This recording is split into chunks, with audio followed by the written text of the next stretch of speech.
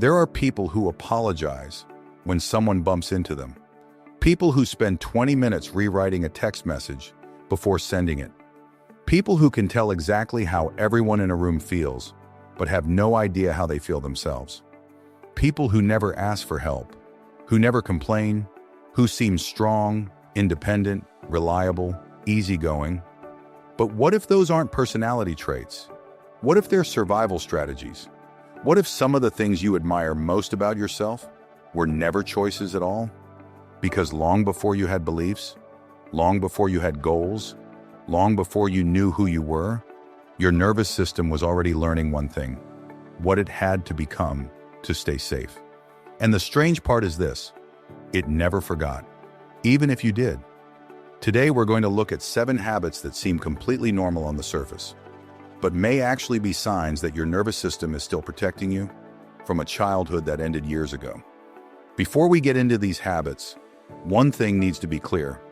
We're not talking about obvious trauma, no dramatic events, no visible scars. We're talking about something quieter, what psychologists call childhood emotional neglect. Not what your parents did to you, what they didn't do, the feelings they never asked about, the bad days they didn't notice, the child who was technically fed, clothed, and taken to school, but whose inner world was treated as invisible. This kind of environment leaves no evidence you can point to. Just a nervous system that learned, quietly, that it wasn't safe to need things. And that nervous system? It's still here, still working, still protecting you, even when the threat is long gone. If this is your first time here, this is the channel where we break down the psychology behind why people are the way they are, including you. Hit subscribe so you don't miss what's coming next. By habit number 4, most people have to stop the video, not because it hurts, because they recognize themselves too clearly. Let's get into it. Habit 1, the reflex apology. The first habit is one almost everyone does, but not everyone understands. You apologize before you've done anything wrong. Not the polite sorry when you bump into someone. The other kind. The reflexive, almost involuntary, sorry for asking a question, for taking up space, for existing in a moment where someone might be slightly inconvenienced by your presence. Most people who do this have learned to laugh it off. I just apologize a lot. It's just how I am. But psychology tells a different story. When a child's emotional needs are consistently ignored or dismissed, they internalize a very specific belief: I am too much and not enough at the same time. The apology is a preemptive move. It says, I know I'm an inconvenience. I'm already sorry. Please don't reject me. Research on self-compassion has found that people who over-apologize often experience much higher levels of shame, not guilt. And the difference matters. Guilt says, I did something bad. Shame says, I am something bad. That distinction matters more than most people realize. Your apology reflex isn't politeness. It's your nervous system running a defense program that kept you safe as a child and hasn't been told it can stop. Habit 2. You can read a room in 60 seconds. You walk into a space, and within a minute, you've already clocked every mood in the room. You know who's tense before they've said a word. You've identified the safest conversational territory, and you've adjusted yourself accordingly, all without thinking about it.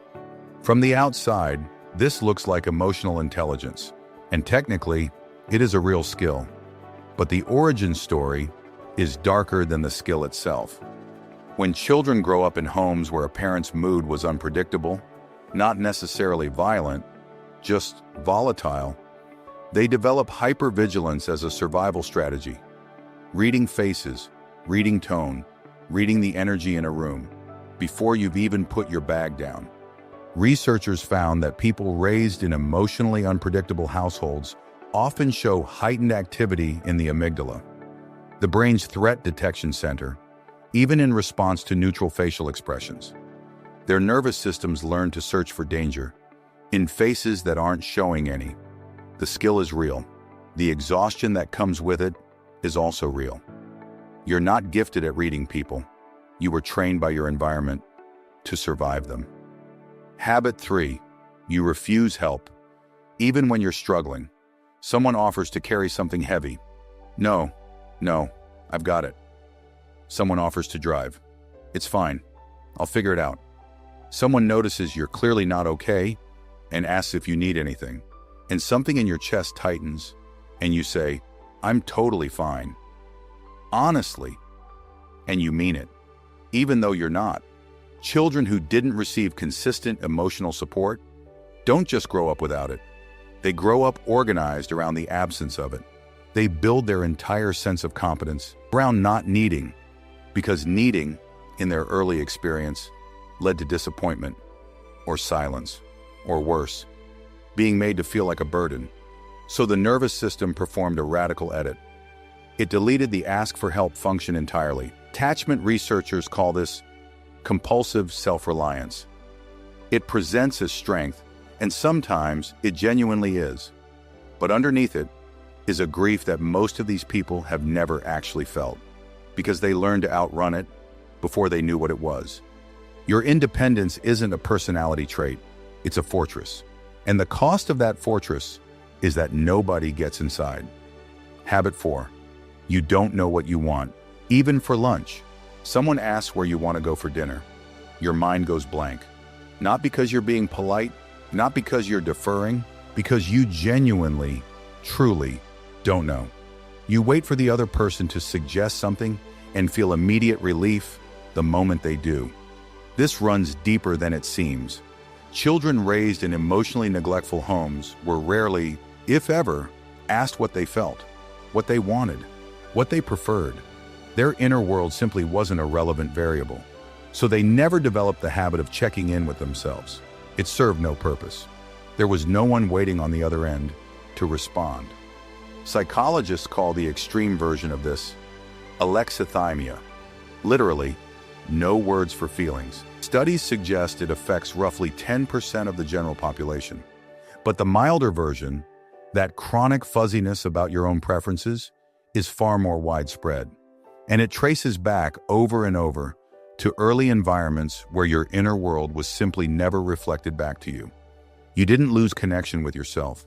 You never had the chance to build it. Habit 5. You feel uneasy when things are going well. Work is fine. Relationships are okay. Life is mostly stable. And yet, there's this quiet discomfort, a low hum, a waiting, like something is about to go wrong, and you don't quite trust the calm. For some people, this becomes self-sabotage. For others, it's simply a background unease during peaceful moments, an arm's-length relationship with their own happiness. Here's what's happening.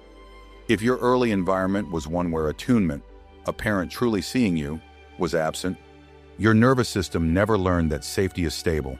Safety was either not present, or it was temporary, or it couldn't be trusted. So your body, even decades later, treats contentment like a warning sign. It braces. It stays ready. Researchers and trauma specialists have written extensively about this. The body doesn't distinguish very well between an old pattern and a present moment threat. It responds to familiarity, not the calendar. Your nervous system is not broken. It is doing its job, just in a world that no longer requires the same defenses. Habit 6. You're everyone's support system, but invisible in your own crisis. You are the person everyone calls, the one who stays late to help a colleague, the one who fixes everyone else's life, while yours quietly waits. And when you have a crisis, you disappear. You don't call anyone. You retreat. You say, I don't want to burden anyone. In a neglectful home, many children discover that the only reliable way to receive warmth was to be useful. Maybe you took care of younger siblings. Maybe you became the emotional support system for a parent who couldn't carry their own emotional weight. You learned at a very young age that your value was tied to what you could do, not who you were. This creates what some psychologists call service-based worth. You justify your existence through labor, through helping, through fixing, through caring, and receiving care. Genuine, unconditional care feels foreign. almost suspicious. Your nervous system whispers, "What do they want from me? I don't deserve this. When does the other shoe drop?" Habit 7. Your inner voice is your harshest critic. In private, publicly, you are functional, competent, maybe even impressive. But alone, the internal voice is relentless. A small mistake at 9 in the morning becomes a full character assassination by 9 at night. An awkward sentence from last Tuesday gets replayed on a loop for 3 days. What's happening here is that the critical voice that was external in childhood, dismissive comments, emotional unavailability, the subtle message that you were too much, gets internalized so completely that the child eventually becomes their own critic. They don't need the neglect to continue from outside. They've built the infrastructure to continue it themselves. And the almost poetic cruelty of this? These same people are often extraordinarily kind and patient with everyone around them. They would never speak to a friend the way they speak to themselves in the dark. That gap between how you treat others and how you treat yourself is one of the clearest markers therapists look for. Not because you're damaged, but because your nervous system is still running the programming of a home that no longer exists. So here's what I want to leave you with. None of these habits make you broken. They make you adapted. Your nervous system did exactly what it was designed to do, with the environment it was given. That is not a flaw. That is biology being extraordinarily clever on your behalf. Understanding this isn't about looking back and assigning blame. Most parents who were emotionally unavailable were themselves raised by people who had no model for emotional attunement. The cycle is old. You just happen to be the person sitting in front of a psychology video right now, which means you're also the person where that cycle can change. Recognition is not a small thing. It is the whole first step. So I want to know, which of these 7 habits made you stop for a second? Not in a painful way. Just the one where you thought, "That's me." Drop it in the comments.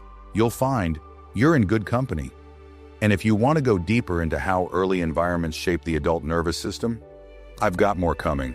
Make sure you're subscribed.